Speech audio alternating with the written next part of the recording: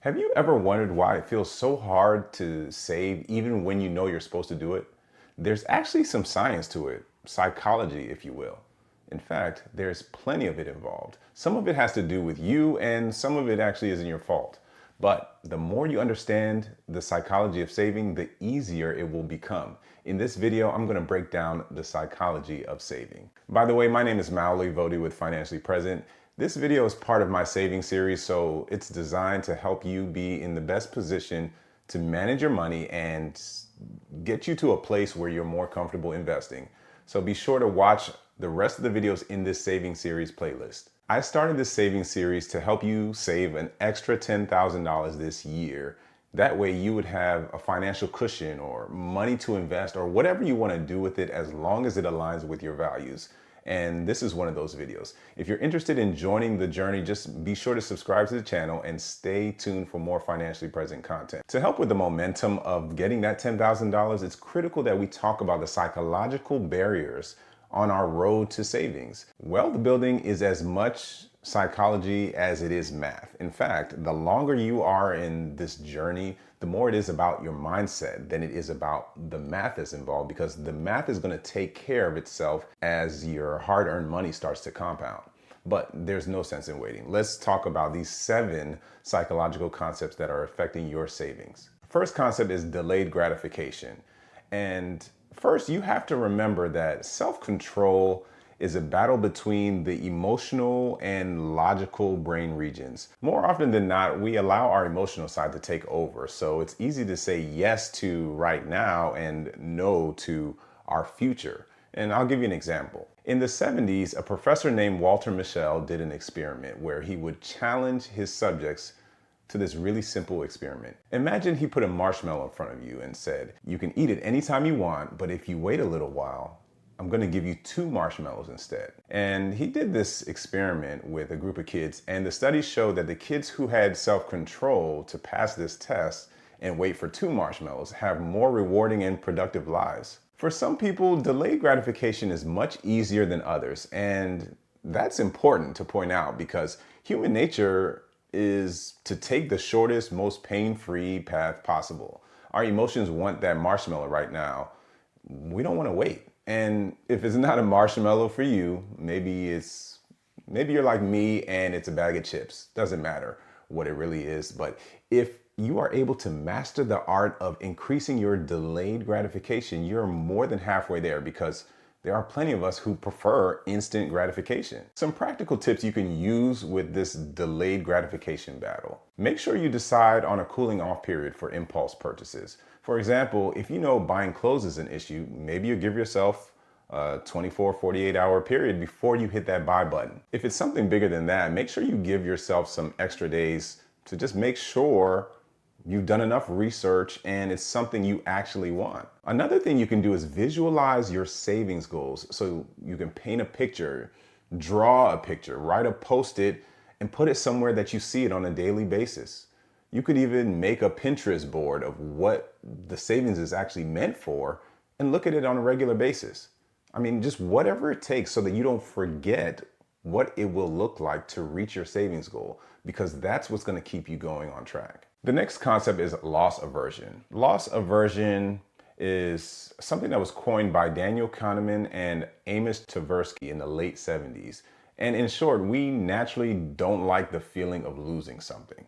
We try our best to avoid that feeling at all costs. Even if it's something that someone just gave you for free and then somehow you lost it 10 minutes later, it's still going to trigger a negative feeling, even though you barely had a chance to get attached to it. And trust me, if you have kids who break something that they got from a birthday party gift bag, then you know exactly what I'm talking about.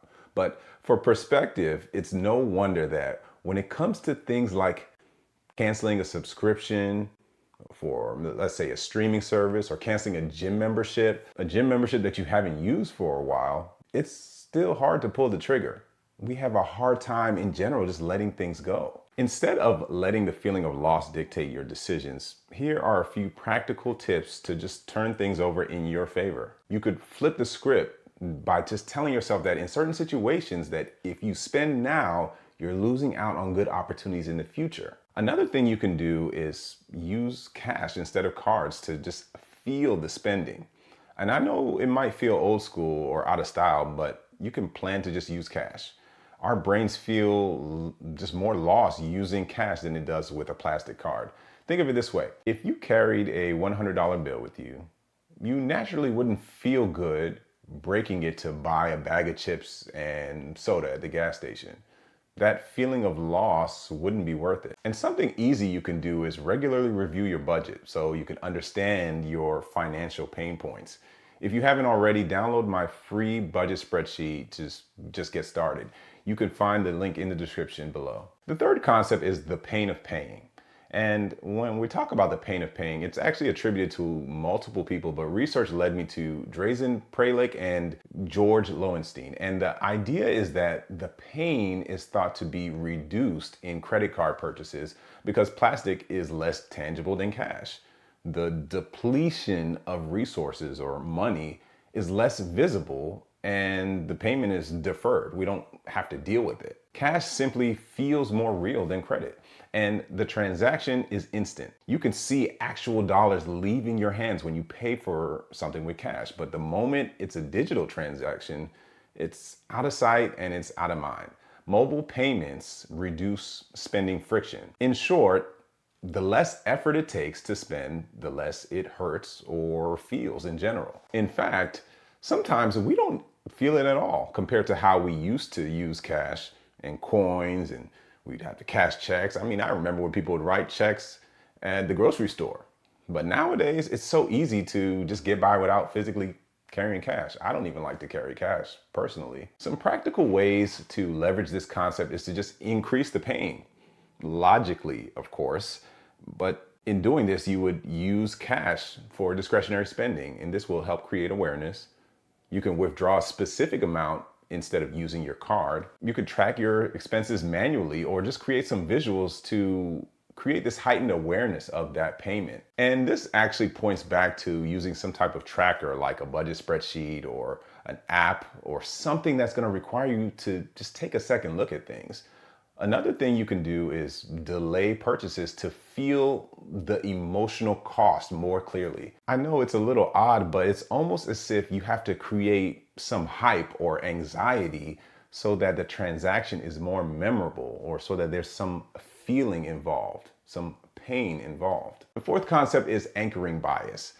Anchoring bias is when your brain relies too heavily on the first piece of information that you receive, like an initial price or a number, which then influences all your decisions, even if that starting point isn't accurate or relevant. And this was first theorized by Amos Tversky and Daniel Kahneman. Imagine walking into a clothing store and you see a jacket that you like. The original price is $200, but it's marked down to $120. Your brain immediately anchors on that initial higher price of $200. And now, because of that anchor, you now look at the $120 as a great deal, even if the jacket might really only be worth $80. Whether you need the jacket or not is completely irrelevant now. It's the fact that you now feel like if you don't buy this jacket, you're walking away from a 40% off discount. And the truth is, in most cases, the anchor is completely irrelevant. In other words, the initial high price anchors your expectations, and that makes you feel like you're getting an amazing discount. And retailers frequently exploit us with these anchoring biases, and they start by placing a number that's higher so that they can influence how much you're willing to pay. Anchoring bias can cause you to just overspend because you're focused on the discount rather than the actual value. And if you can recognize this bias, it helps you avoid falling for these psychological pricing tricks. And it makes you more mindful with your spending and increase your ability to save. Some practical tips that can help you with this anchoring bias. I think it's a good time to reset your financial anchors much higher. So just don't let the perceived prices distract you. Maybe you make a decision that a 40% discount is just simply not enough. Maybe it needs to be a bigger cost item or an appliance before you make a financial move. Something else to consider is to automate savings first, then adapt the lifestyle around what's left. This way, when it all comes down to it, your money is prioritized first, and then it makes it a little bit more difficult for you to get hustled. And lastly, something else you can do is recognize and avoid retail anchoring traps. They are literally everywhere you look, even when you go to places that say they're going out of business. Liquidation companies just simply come in, they buy all the assets, and then they mark the items down with the same type of tactics. And you'll notice most anchoring tactics, especially during the holidays, so please be ready. The fifth concept is mental accounting. And this is how our brain tries to label our money. And this concept or idea was coined by Nobel Prize winner Richard Thaler in the late 90s. And the idea is that the money that we have is all the same, but we somehow have a way of classifying the money differently in our heads. And that causes us to make irrational spending decisions. For example, if you get a tax refund and somehow that money feels like a gift, it feels different than the money that you get in your regular paycheck. But at the end of the day, money is money. So you shouldn't spend it differently just because it came to you differently. If you've ever been to a casino, there are a couple of things that go on psychologically, and that includes the fact that there are no clocks, there are vibrant colors, and the drinks are flowing while you keep gambling. But the main thing is that your cash is immediately converted into chips. And don't get me wrong, I like to play a little blackjack every now and then. But when you exchange your money into chips, it changes your frame of reference. The emotional attachment that you have with cash doesn't fully transfer over to those chips, those new colorful chips. There is a new type of mental accounting that occurs because converting your money into chips creates this effect that draws out the loss of the money instead of it feeling instant. Let's say you win a hand and then you lose a hand. But as long as you have some chips stacked in front of you, there's still hope. By converting your money into chips, the casino reduces your emotional attachment to money. This makes the loss of the money a little bit easier to tolerate. But if you were to change it back to actual dollar bills on the table instead of chips, you start to visualize things that you could spend the money on as you gain or lose the money. And instead of you feeling like you're down $100 on some chips, you're gonna feel like you're down $100 on grocery money. Some practical tips you can use against mental accounting is to clearly label and separate your savings into different buckets. And this is gonna give your money a destination, despite whatever type of mental accounting may interfere. Something else you can do is just immediately assign unexpected money to savings goals. If you give your money jobs, it'll have a better chance of doing what it's supposed to do. Another thing you can do is open separate accounts or sub accounts for each financial goal, and this will help reduce impulse spending. This is going to help you get in front of the potential spending without a plan. The sixth concept is present bias, and I think we all fall victim of this one. Present bias is just not about laziness or lack of willpower. It's our natural brain response. Our brains are just wired to prefer certainty and immediate pleasure, because in ancient times the future wasn't guaranteed, but today that bias causes us to just sabotage long-term goals like building a savings cushion, paying down debt, or investing for retirement. And for example, let's say you have $100. You know you should put it in your emergency fund, but instead you buy new shoes. And why is that? The reward of the shoes, it feels more instant. You could feel it, you could wear it, you can enjoy it right away, you can get compliments right away. But the emergency fund, that's invisible. It's intangible. You can't even imagine the emergency itself until you actually need it. The issue with the present bias leads to procrastination, overspending, undersaving, and especially for retirement or long-term goals. I want you to think of it this way. Present bias makes us overvalue today and undervalue tomorrow. But building wealth means making tomorrow a priority even when it doesn't feel like it's urgent. Some practical tips that you could use with the present bias is use automation to just override this present bias. Set up recurring transfers so saving happens regardless of any temptations that you have. Again, I can't stress this enough. Automation is your friend when it comes to saving. You're gonna see that a lot. Another thing you can do is tie your future goal to a vivid emotional image. Just make that future reward feel real. It could be a photo of your dream vacation taped to your wallet, the background on your phone. It could be an AI generated picture of you 50 years from now, something that's going to give you a long-term view. You could also break long-term goals into short-term milestones. Just break it up. And this will help because the rewards will feel a little bit closer or more immediate or motivating. And it's going to help you remind yourself of your goals. You might have to get creative with this one, but what I've seen recently was where people's goal is to hit the amount of their salary and savings before they move on to the next thing, or making sure they're debt free before they buy a home. It really depends on your situation. If you need help with planning this, you may need to work with a professional directly. And the seventh concept, this is the sunk cost fallacy. The sunk cost fallacy is our tendency to continue a behavior or a commitment simply because we've already invested time, money, or effort, even when this thing is no longer serving us.